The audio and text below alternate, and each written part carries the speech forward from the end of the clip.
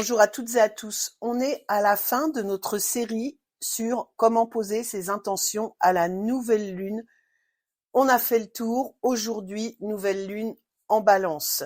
Si vous me découvrez, n'hésitez pas à vous abonner et à aller regarder ma vidéo d'explication sur ma manière de poser mes intentions. Vous pouvez aller sur ma chaîne ou alors cliquer juste là. On va regarder au niveau du ciel.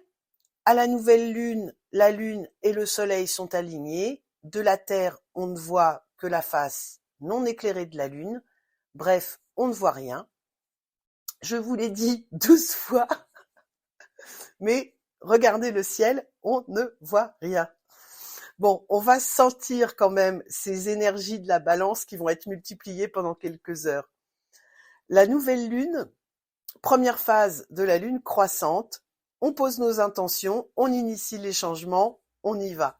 Alors, la Balance spécifiquement, qu'est-ce qu'elle va nous apporter? La Balance, c'est le signe de l'équilibre, de la recherche d'équilibre dans tous les domaines de la vie. Elle désire l'harmonie, la paix, le calme.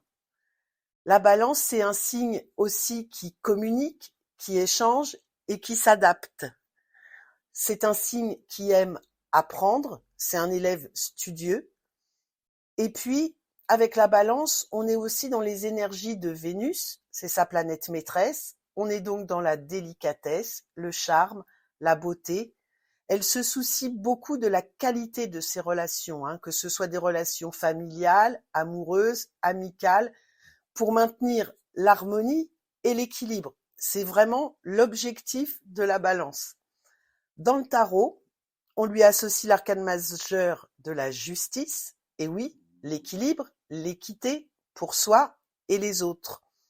Tout comme la Balance, la justice pèse le pour et le contre pour être objective, pour être juste avec elle et les autres. Cette relation avec l'autre est très importante dans le signe de la Balance. Alors, comment on va parler à cette nouvelle lune en Balance? On préférera lui parler avec douceur, lui parler de sujets qui nous tiennent à cœur, de rééquilibrer, d'harmoniser. On communique avec son intellect, c'est un signe d'air. Le mental et la communication, c'est des éléments très importants pour elle. Bien évidemment, on est dans le respect de soi et des autres.